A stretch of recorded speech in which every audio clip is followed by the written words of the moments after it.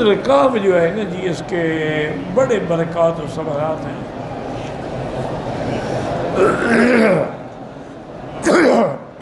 ہمیں اپنے استادوں نے سنایا تھا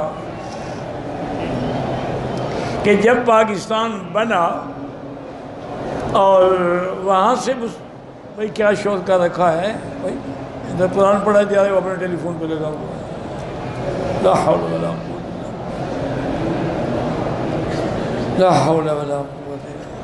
قرآن پڑھا جائے، خاموش رہیں اور سنیں۔ بہرحال وہ یہ کہتے ہیں کہ جب ہندو چلے گئے اور مسلمان ادھر آئے تو اس دور میں چونکہ ہندو نے بھی بڑے مسلمانوں کو قتل کیا تھا، تو مسلمان بھی جوش میں تھے اور وہ بھی ہندوؤں کو قتل کر رہے تھے۔ ہمارا جو گاؤں تھا ٹھلمزا، اس میں بھی بہت ہندو تھے۔ میں نے تو نہیں دیکھے نا، مجھے یاد ہے، پیدا تو میں ہو چکا تھا لیکن شاید اس وقت میری اتنی عمر نہ ہو، مجھے یاد کوئی نہیں ہے۔ تو کچھ ڈاکو تھے، انہوں نے اپنا ایک بہت بڑا گروہ بنا لیا تھا اور وہ ڈاکے مارتے تھے اور ہندوؤں کو لوٹتے تھے۔ والد صاحب نے اعلان فرما دیا کہ تمام ہندو جو ہیں یہ ہمارے ہمسائے ہیں۔ ہندو ہیں تو کیا ہو گیا، کافر ہیں لیکن ہمسائے ہیں۔ الجار الجار، ہمسایہ ہمسایہ ہوتا ہے۔ آپ نے بتایا بھی تمام عورتیں آپ کی میری حویلی میں جمع ہو جائیں اور اپنا دولت مال پیسہ وہ بھی میری حویلی میں جمع کر دیں۔ بہت بڑا گھر تھا ماشاءاللہ۔ اور آپ نے ان کو اعلان بھیجا کہ بھئی ہمارے گاؤں میں کبھی لوٹ مار نہ کرنا، نہ ہندوؤں پہ حملہ کرنا، ہم ان کا دفاع کریں گے۔ تو انہوں نے بھی پیغام بھیجا کہ والد صاحب کو کہ جی پتہ نہیں پہلے شاید آتے ہم یا نہ آتے، اب تو ہم ہر حال میں حملہ کریں گے اور سب سے پہلے آپ کو قتل کریں گے، پھر ہندوؤں کو قتل کریں گے۔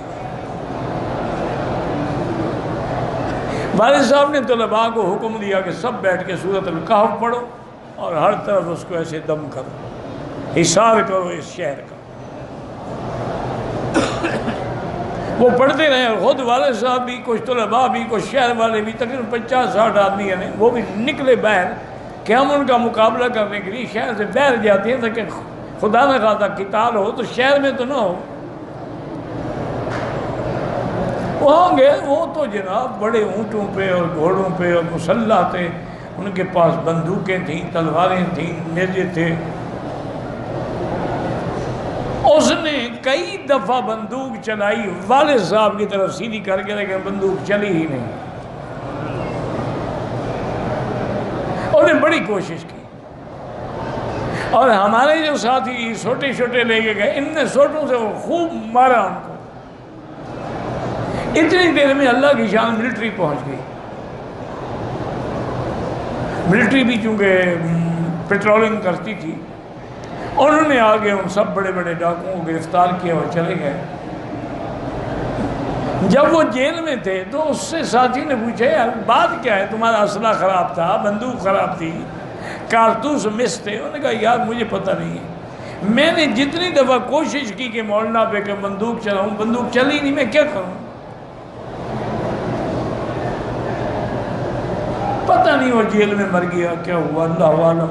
تو سورۃ الکہف کی اتنی برکات ہیں کہ ظاہری جب دجال نہیں حملہ کر سکے گا، چھوٹے دجال کیا کر سکیں گے؟ اس لیے آدمی ہر حال میں جمعہ کے دن خود بھی پڑھے، بچوں کو بھی پڑھائے، گھر والوں کو بھی پڑھائے کہ جمعہ کے دن ایک سورت پڑھنے میں کتنی دیر لگتی ہے، واللہ اعلم۔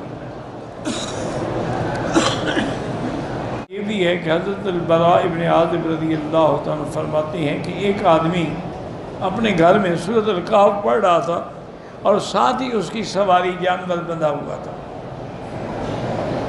اب جانور نے یعنی رسی توڑانے کے لیے اچھلنا کودنا شروع کیا۔ اس غریب نے جلدی نماز ختم کی تو دیکھا کہ اوپر ایک بادل ہے جو جس نے ڈھانپ رکھا ہے۔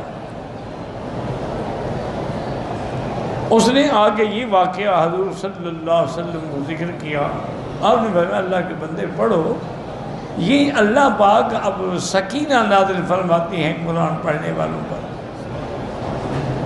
جب قرآن پڑھا جاتا ہے تو اللہ تعالیٰ کی طرف سے سکینہ وہ بادل کی شکل میں آئے، وہ سحاب کی شکل میں آئے، وہ دل میں القاء کی شکل میں آئے۔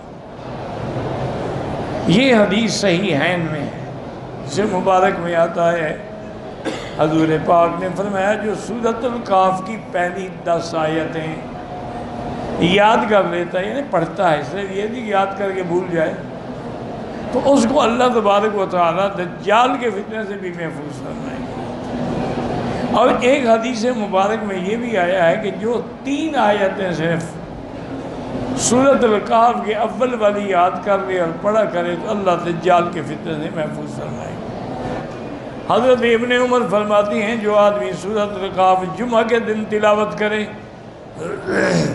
اس کے لیے اس کے پاؤں سے لے کر آسمان تک اس کے لیے نور ہوگا، قیامت کے دن روشن ہوگا، اور ایک جمعے سے اگلے جمعے تک اللہ اس کے گناہوں کو معاف فرما دیں گے۔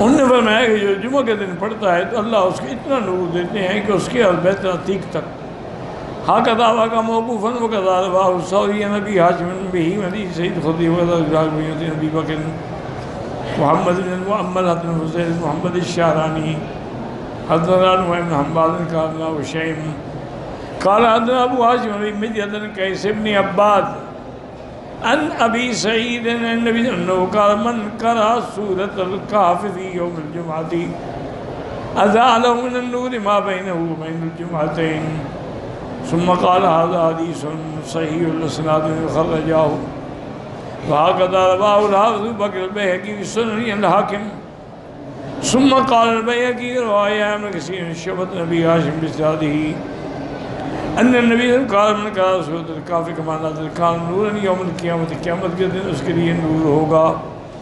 اور فی المختار الحافظ ضیاء المقدسی عبد المصعب بن زید بن خالد الجہنی ان علی بن الحسین ابی علی مرفوعا من قرأ سورۃ الکہف یوم الجمعۃ معصوم ثمانیۃ ایام من کل فتنۃ، جو سورۃ الجمعہ پڑھتا ہے 8 دن کے لیے اللہ ہر فتنے سے اس کو محفوظ فرما دیتے ہیں۔